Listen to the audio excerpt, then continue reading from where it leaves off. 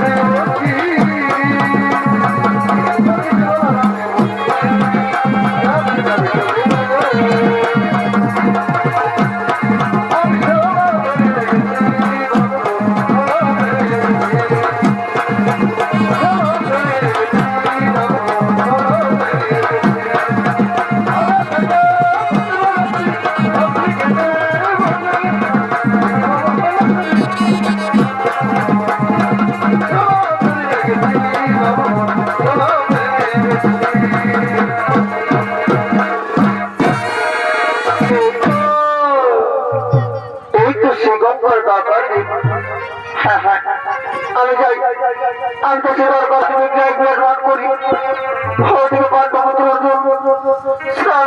সেটাও কাজ আগমন করবে তাই তো তাকে আমি সুযোগ বুঝে শিক্ষান্তটা অবসর নেওয়ার জন্য আমি তাকে হরণ করেই যাবো পাতালি না না আমরা বিলম্ব করবো না আমি যাই জয় সেটাও কাজবে বিরাজমান করার জন্য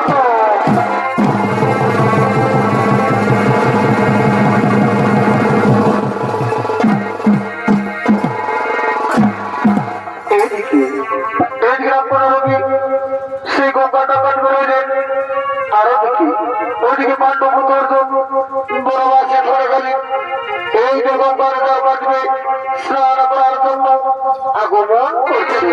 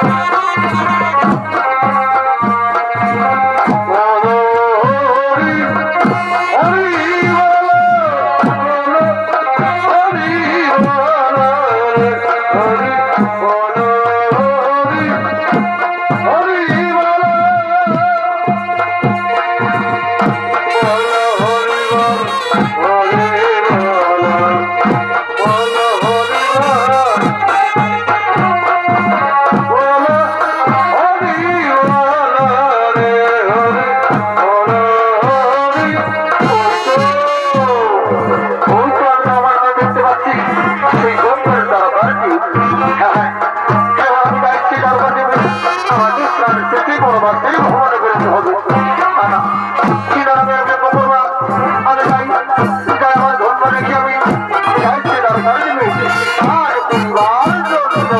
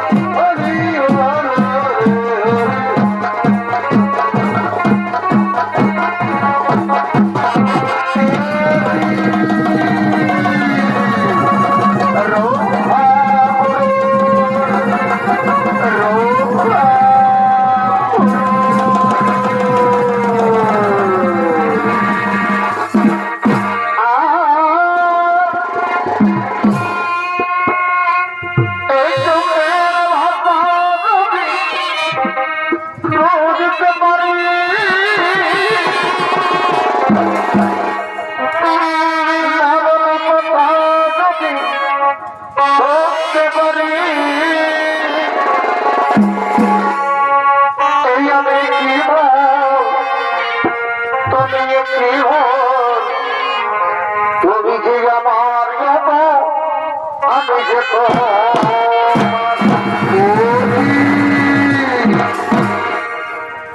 কি গভীর সেই সৌন্দর্য মতো নারী বলো বলো সুন্দরী বলো কেন তুমি আমায় হত্যা করার জন্য হরণ করেছ? হ্যাঁ সাথে তোমার পরিচয় দাও। তুমি কি পাণ্ডবপুত্র অর্জুন? হ্যাঁ কি আমি পাণ্ডবপুত্র অর্জুন। কিন্তু কে তুমি সুন্দরী আর কেন আমাকে হত্যা করার জন্য হরণ করেছ?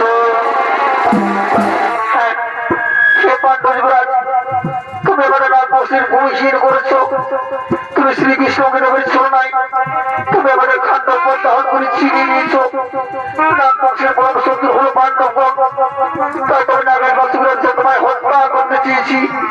আমি নাগরাজ কন্যা নাম আমার একই রবি। তুমি আমায় ভুল ধারণা করছো রবি, তুমি আমায় ভুল ধারণা করছো। ওই খণ্ড ছিল আমাদের পূর্বপুরুষের। আমার রাজ্য হস্তিনাপুরকে যখন দুই ভাগে ভাগ করা হয় তখন যে খণ্ড পড়েছিল আমাদের ভাগে। তখন আমার বংশধর বলেছিলাম সেই তো বস্তু তৈরি সাহায্য করার জন্য। কিন্তু রামবংশের পাণ্ডবদের সঙ্গে ছড়া করে আমাদেরকে আক্রমণ করে, তাই আমি নিজেদের রক্ষা করার জন্য সে রামবংশের সাথে যুদ্ধ করেছি। আর সেই যুদ্ধ হয়েছে খাণ্ডবপুরের দাহন। সে রামকন্যা লিপি তুমি তাই হত্যা করতে চেয়েছিলে। তাহলে যদি আমি সত্যি অপরাধী তাহলে তুমি আমায় হত্যা করতে পারো না। যুবরাজ না, আমি তোমাকে হত্যা করতে পারবো না। একই রামকন্যা লিপি সেই খুব এভাবে লিখে গেল কেন?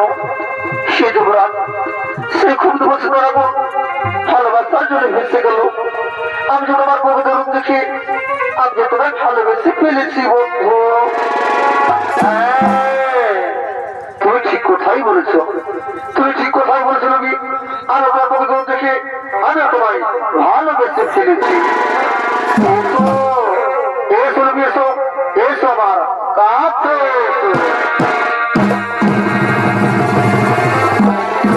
দিদি না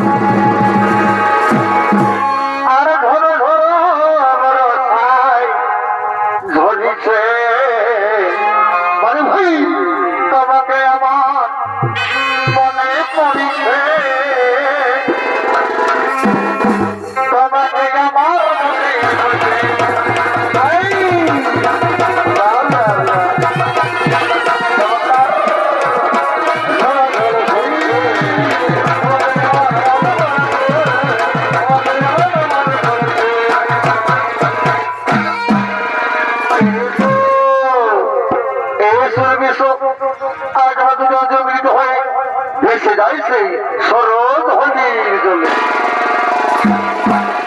দিদি এই বড়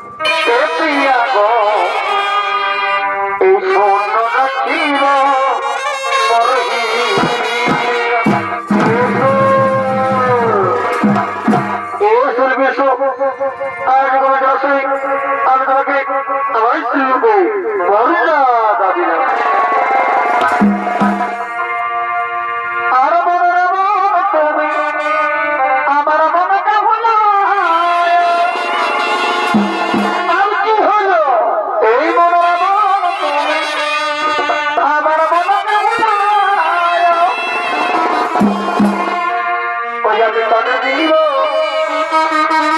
এই জ্বালা যন্ত্রণা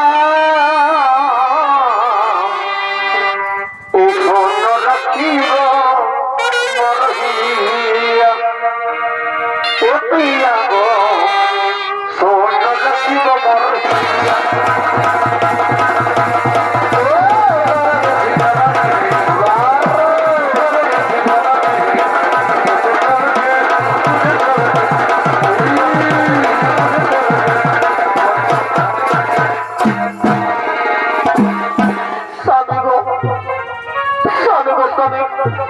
তোমার সঙ্গে যে ভালোবাসার সংস্পর্শে আমি যে গর্ভবতী স্বামী তোমাকে স্বামী আমি তোমাকে মন করবে যেতে দেবো না তুমি আমার সাথে এই সমগ্র পাতার লোকেই বাস করো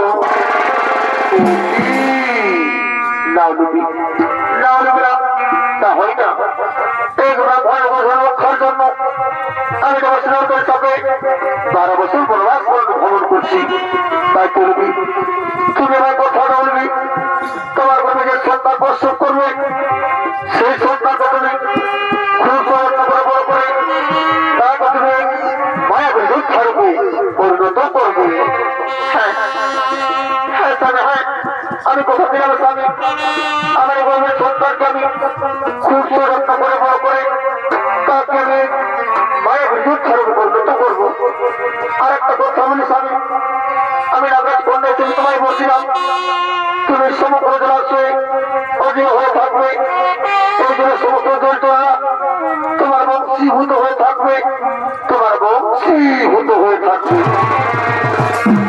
তাই হবি তাই শুনবি আমি এখন আসছি আমি এখন বিদায়টা বলবি আমি এখন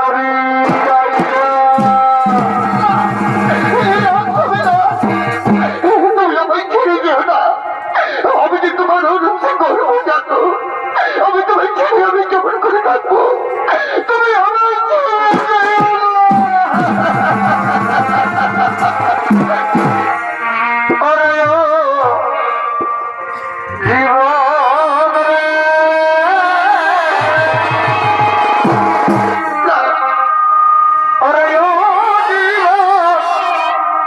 এই ছাড়িয়া না তুই জীবন ছাড়িয়া